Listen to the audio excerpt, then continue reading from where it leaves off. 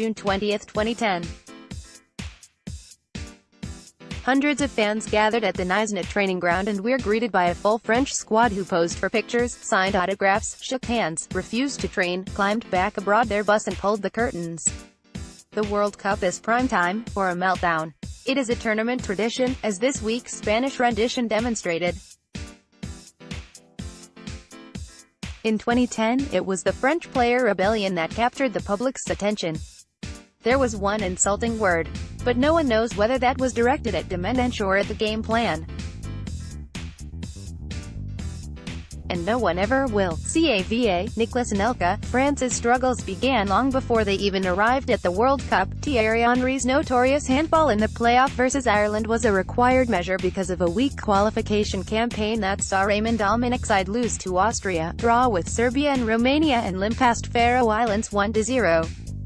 In the build-up to the tournament, William Gallas crashed a dune buggy, grew irritated with the press and refused to speak to them.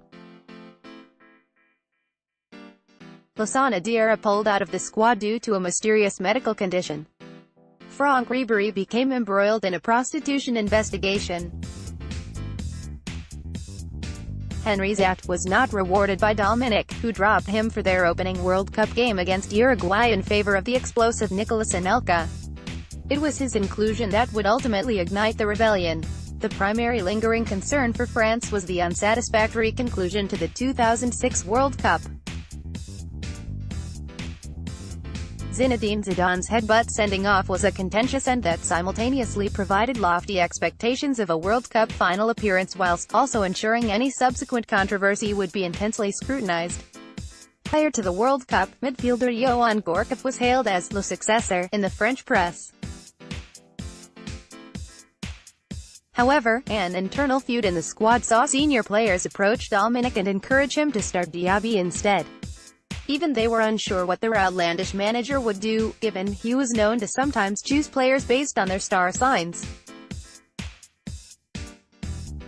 This was a time pre-Arsenal Fan TV when fan rants still had some resonance. Following a bore-opening draw, a 2-0 loss against Mexico in France's second game resulted in furious tirades on French TV outside the Peter Mokaba Stadium. Fans bemoaned the lengthy travel they had undertaken for the uninspiring mess that was delivered.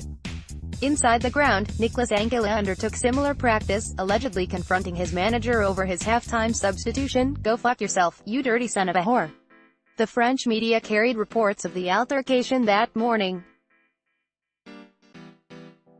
Within a day, President Nicolas Sarkozy made the issue political and addressed it in front of the global media, calling the reports unacceptable. Anelka was suspended by the French Football Federation and told to pack his bags. In the absence of a starting role for Henry, newly appointed team captain Patrice Evra led the players as they refused to train in protest at the striker's dismissal. He was confronted at training by an irate Robert Deverne, the French fitness coach. Evra demonstrated remarkable restraint for a man who would later in his career deliver a karate-style kick across advertising hoardings and onto a fan's temple. He simply relayed the player's message and left. The entire debacle was captured by television cameras and broadcast worldwide. In this battle between players and manager, it was only ever going to be the man charged with coordinating events who would face the French media's wrath. Raymond Domenech, with his incoherent selections, inability to mold the group and publicity skills that make him one of the most unpopular men in the country. Laurent Blanc will arrive in a few days onto a field of ruins. What a waste. Le Parisien, 2010. We thought they had reached the very depths, but we were wrong. Swept away by Buffon, the Blues didn't even have the spurt of pride hoped for. They are out. Quick. Go away. Le François. 2010. Following a failed bid for inclusion as a 33rd team, the Irish smugly observed from a distance as the snowball continued to cascade down the hill, rapidly germinating with every new byline. George Hamilton's immediate reaction to Mexico's 2-0 was to declare it a result that will please Ireland. It was not only bitter Irish fans who reveled in the scandal, it was football fans across the world. There is something distinctly profound about a World Cup meltdown that makes it innately enjoyable for all bar the affected. Primarily, it is the drama. Some storyline soap operas themselves struggle to develop with any sort of authenticity. This wholesale reaction should not be misinterpreted as some mass schadenfreude outbreak.